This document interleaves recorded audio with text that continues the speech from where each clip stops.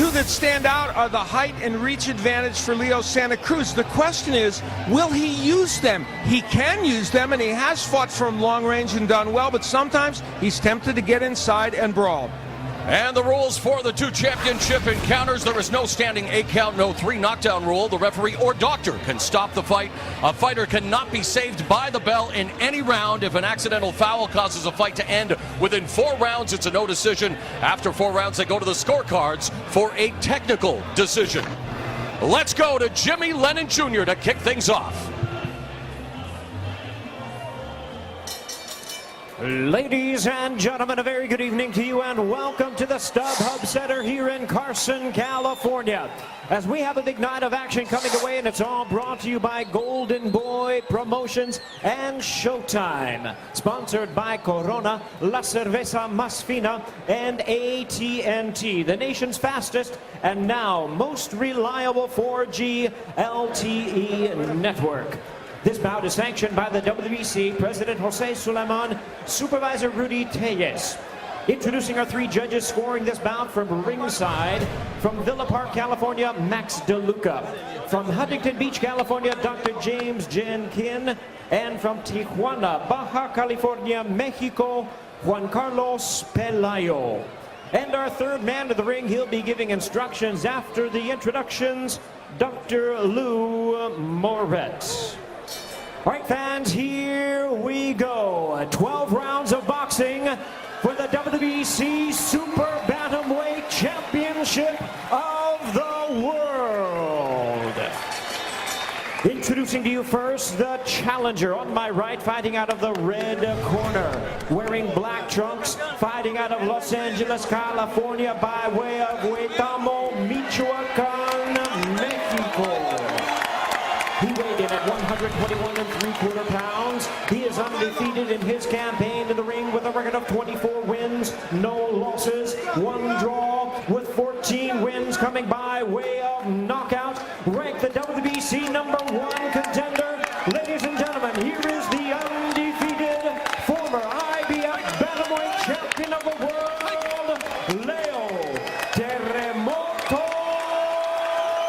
Santa Cruz.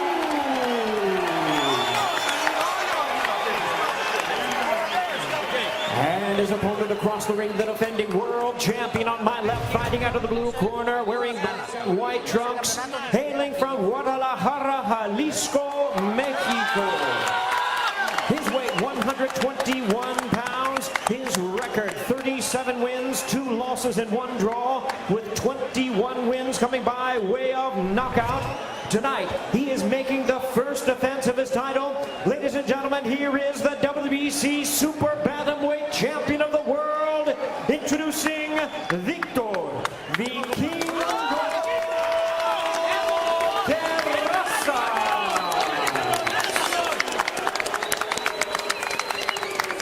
Once again, a referee in charge. Now to give instructions, Dr. Lou Moret. Ven acá, Víctor.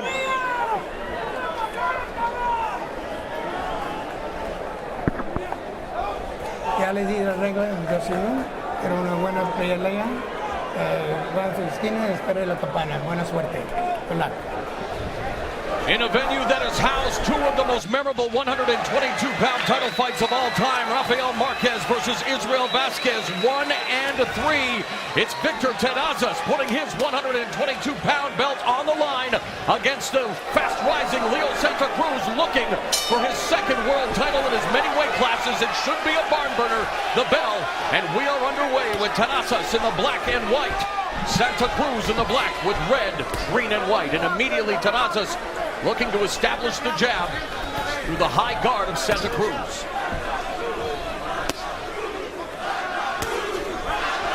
And already the native of the Southland hearing the chants of his surname, Santa Cruz.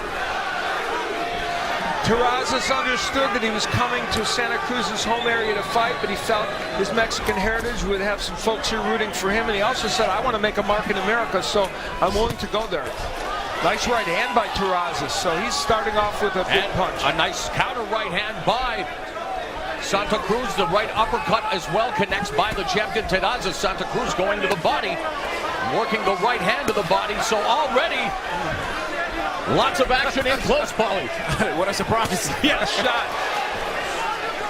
Terrazas starting up much quicker than he normally does in fights, probably because he was forced to.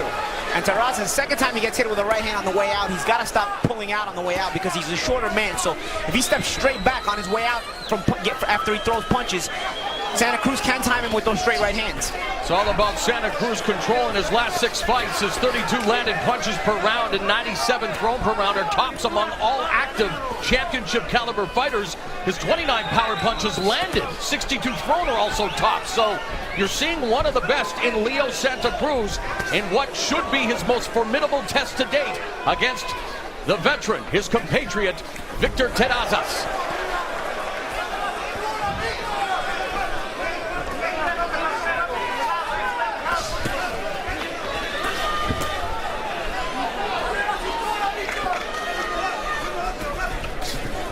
Santa Cruz, ranked number 9 by Ring Magazine at 122 pounds, 4-0 with 2 knockouts in world title fights as he sticks a stiff jab on the champion. Terrazas, ranked number 7 by Ring Magazine. And Santa Cruz is filled in well into the 122-pound division. Both men love the uppercut, and we're seeing it used often in this first round. Terrazas seems to be a little more effective with the right uppercut in the opening round with 30 seconds left in the first round. If there's one thing Santa Cruz is susceptible to on the inside, it's that uppercut because he keeps those gloves in the same position as he would on the outside. On the inside, it's a little better to keep your palm down so you're catching those uppercuts kind of like a catcher catches a pitch. An electric atmosphere and an electric start to this 122-pound title fight between champion Victor Terrazas, who ripped the left hook to the body, and challenger Leo Santa Cruz. Great action around one, and one of the things Santa Cruz was able to do, as Paulie pointed out, was land the right hand as Terrazas pulls back, and that was an example of it. So great start to this round. Let's take a look at the keys to victory for these young men, and for Santa Cruz, pushing the pace is important. He certainly did that in round 1. He didn't actually establish the jab. He was able to walk right in, and he did well on the inside. We talked about the right hand. He landed, and so he's off to a good start in that regard. As for Terrazas, he's got to keep his left hand up. That he didn't in the first round, and that's why I get hit with the right hand. He has kept the fight for the most part in the center of the ring, and we talked about the uppercut. That's one thing he did do in round number 1.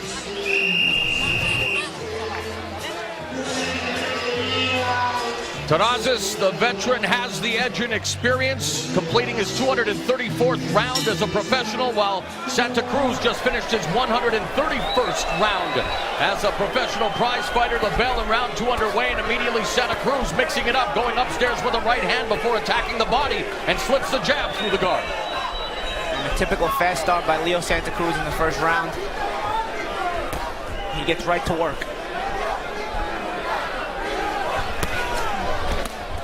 Counter right hand by Terrazas.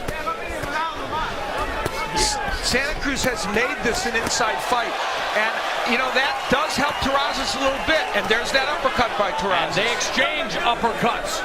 A plethora of uppercuts being thrown here in the early part of round 2. It's the go-to punch for the champion. And here's the thing for Terrazas, he's landing good shots in spots, but he's staying on the inside, which is where Santa Cruz wants him. He's staying in the wheelhouse. You know, he lands his good shots, but he should be turning Santa Cruz or stepping out. You know, because Santa Cruz will do that. You know, he'll land on the way out, and he'll keep you there. Santa Cruz has a 3.5-inch reach advantage, and really Terrazas wants to negate that by staying in close, and has had success with that uppercut. Well, here's the thing. In the beginning of the round, Terrazas threw some punches and stepped around. When he steps around after throwing a combination, it keeps Santa Cruz turning, and he's out of danger. When he steps straight back, like he did a few seconds ago, Santa Cruz will hit him with a straight right hand every time. Terrazas with 106 more rounds than Santa Cruz, so he's a more experienced fighter, but Santa Cruz is a veteran in any case. Terrazas has been down 3 times in his career. Santa Cruz just once, but the way they are throwing the leather tonight Those totals could grow. This has the makings of another classic in this venue. This is a recording. Yeah, exactly. Both guys have thrown some good body shots, guys. Besides the crazy offense to the head, there's some good body shots being slipped in there by both guys. Yeah. Final minute of the second round. Santa Cruz looking for the body, but he's getting busier upstairs and peppers Terrazas's face with a three-punch combination, and there's a left hook and another left hand by Santa Cruz. Mouse underneath Terrazas's right eye. They take turns throwing combinations, but Santa Cruz has already punished Terrazas's face. As Paulie mentioned, that mouse is growing into a rat quickly. And that's the good point, Mauro. But that's the thing. You can hit Santa Cruz, but if you stay there for the return, he will outthrow you every time.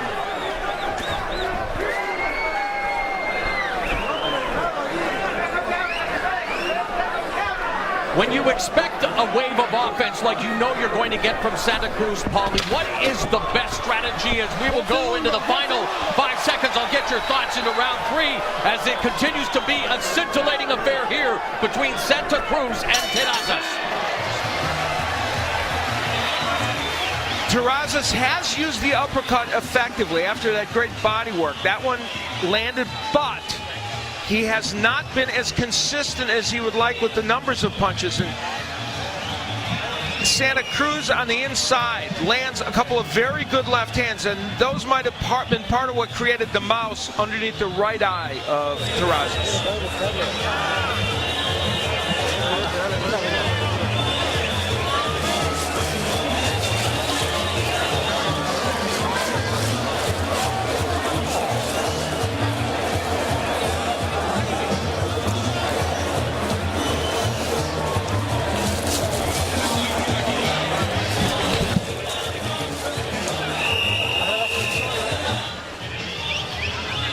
Time management has never been one of my specialties as we are coming to you from this beautiful locale in Southern California, and Terrazas in trouble already with that eye almost swollen shut, his right eye. And Paulie, please excuse me again, but talk about what is the best strategy when you have a guy that keeps coming at you wave after wave like Santa Cruz. Good body shots there by Santa Cruz, but again, you know, Santa Cruz will give you opportunities to hit him. You know, he comes in straight. A lot of times he comes in behind no jab at all. Sometimes he comes in behind the jab, but if you can keep your jab on him, pick your spots to land your good shots, because Terrazas has landed his right hands and his hooks as well. You pick your spots, but then you've got to find a way to exit in a way where you're safe. Not step back straight, not stay in the pocket for the return of Santa Cruz, because he's so technically good on the inside that if you start getting into a battle with him on the inside, he throws shorter punches and he'll outthrow you volume-wise as well. Santa Cruz has landed twice as many power shots, and Al Terrazas is wearing the evidence under that right eye. Yeah, the left hooks of Santa Cruz and some of those uppercuts. There's a right hand by the challenger. Also, Terrazas would be well served to feint a little bit too, kind of to break the Santa Cruz rhythm. Terrazas is not used to fighting at this pace. You know, he likes to control the pace, and he told us 2 days ago he had to. Big hole hurt. And down goes Terrazas for the 4th time in his career.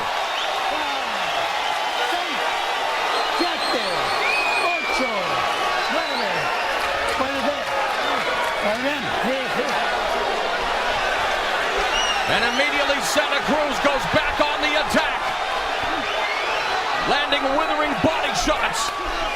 High guard misses with the left hook. Right uppercut by the champion who exits. Right hand by Santa Cruz. Terrazas is resilient. We talked about him getting up against Maharas, but he's taking a lot of punishment. And he takes a knee, and he's down for the 2nd time in the round. 5th time in his career.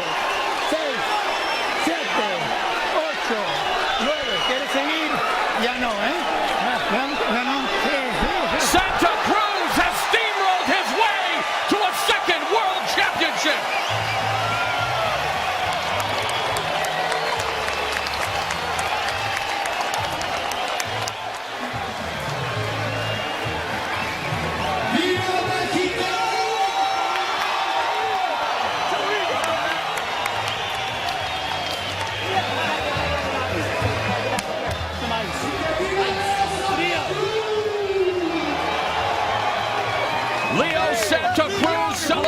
with his father, members of his camp. It's all about family, and the family has plenty to celebrate tonight as Leo Santa Cruz, his girlfriend, not showing much in turn. I think it's more relief as a loved one. Polly, she's just relieved he wasn't hurt, and there's plenty of time to celebrate later. Yeah, and he's not hurt. He got the win. It's a quick exit out of the ring. Doesn't get any better. His sixth, third round KO. 20. Here's how it happened. The left hooks of Santa Cruz were an important weapon in this fight right from the beginning, and he has a good left hook. That was the knockdown. Now a second look at that knockdown. Trying to set things up with the jab, and then a perfect left hook thrown in a pretty compact way by Santa Cruz. And that would be where he was knocked down. And then the second knockdown that created the stoppage in the fight. And it's important as we look at this action to remember that neither Fernando Montiel or Christian Mahara's two champions were able to do this to Terrazas, to knock him out and stop him. So a quality opponent who had a championship, and this is how it ends for him. And Santa Cruz doing a dramatically good job here. And again, the stoppage with a rain of punches on this young man who, unfortunately for him, loses his title in the very first defense. And Santa Cruz picks up his fourth third-round knockout, his 15th victory inside the distance, an impressive display of his volume and his power. Let's go to Jim Gray with this quick report. All right, Mauro, I just spoke to Dr. Eddie Ayub. He said that Dr. Lou Moret, the referee, had to stop the fight because when Terrazas got up, he informed him he could not see out of his right eye. Dr. Ayub opened his right eye and he can see, but it is closed because of the punishment he took. Therefore, they had to force the stoppage. Mo? Thank you very much, Jim. And a look at the numbers for what was an impressive display again by Leo Santa Cruz. What's dramatic about this is the number thrown by Santa Cruz. He is so active, and those show stat numbers show it. He just rains punches on you, and even though he didn't land at a monstrous percentage, 29%, he landed power punches and more than enough. Let's make it official with Jimmy Lennon Jr. Ladies and gentlemen, we have the time of 2 minutes 9 seconds in round number 3. Our referee in charge, Dr. Lou Moret, stops the contest. He is the winner by way of knockout.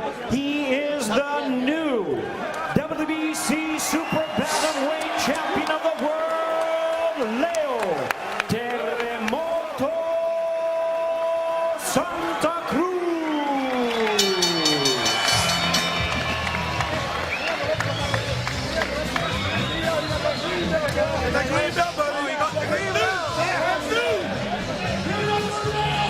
Let's get it to Jim Gray now with the words with the victor. All right, Mo, thank you very much. Leo, congratulations. What does this mean to you now to win your second championship and a title here in Los Angeles in front of your family and the home crowd? Oh, it means the world to me. It's a dream come true. This is what I always wanted since I was small. When I started boxing, I wanted a green belt, and now that I got it, it's a dream come true. And I want to thank my promoter, Golden Boy, my manager, Al Heyman. If it wasn't for him, none of this would be possible. And I also want to thank my sponsors. I want to thank Easy Performance, Ponle, Cardenas, and all the sponsors, Everlast, they've been over there, and everybody, all the people. I want to thank all the fans for coming and support. And if it wasn't for you guys, I wouldn't be here. So every time I go in the gym, it's for you guys. So I could keep on training hard and give a show like this. Leo, a very, very poignant moment was when you won your first title and your brother was suffering so bad with lupus. You said this is for Roberto. Yeah, He's right behind you. What are you going to do with this belt? No, with this belt, I want to give it to him because he's a real champion because he survived. He was really bad, and I know that if he wouldn't have quit boxing because of his illness, he would have become champion. And since he couldn't win it himself, I want to give this to him. So, yeah.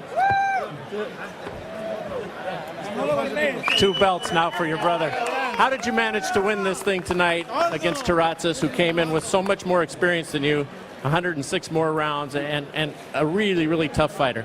Yeah, no, he's a great fighter, warrior. This is what I had to do. I had to go to the beginning. I had to go out there and pressure him and try to beat him down because he's a guy with great experience. So the fight could get tough during the later rounds. So I had to finish him fast. So, but we trained really hard in the gym to get this victory because that's what we wanted in the gym. My dad trained me really hard. He's always pressuring me. His motivation is the one that keeps me going. So that's why I came out here and did what I did. How aware were you that his right eye was closing up and possibly couldn't see a lot of those lefts that you were throwing? In the second round, when I felt that I got him with a good shot, and then I saw that he got swollen up, I said I'm gonna go right there and try to finish him so it could swollen up, and the doctor could stop him. You comfortable at this weight? This is where you want to stay, or are you getting ready to go again? No, I'll stay here a couple of fights. I feel good, I feel strong, and maybe 2 more fights, and then I move up again. All right, I know you're interested in this next one. How do you see the upcoming fight? Great fight, a great war. 2 Mexicans, great fighters. It's going to be a war. All right. Congratulations, Leo. Thank you. All right, Mo, back to you. At 25, Santa Cruz improves to 25-0-1, a second world championship. We saw Kiko Martinez pull off the upset against Jonathan Romero last week. Here's a new champion at 122 this week, Paulie. Future's very bright for this guy. Yeah, you know, the sky's the limit for this guy. He's, again, exciting style. He took his man out in an exciting fashion. Body shots, head shots, closes guys' eye. That's how you take a belt from a champion. Well, it might be a short stay at 122 for him, but there are names out there. You mentioned Martinez and, of course, Guillermo Rigondeaux. Be nice if there would be some way to get him in the ring against him. Might not happen, but the fact of the matter is this weight division has good fighters in it as well. All right, Brian Kenny, Leo Santa Cruz has held up his end of the bargain as he treats the hometown crowd to a very impressive performance here tonight.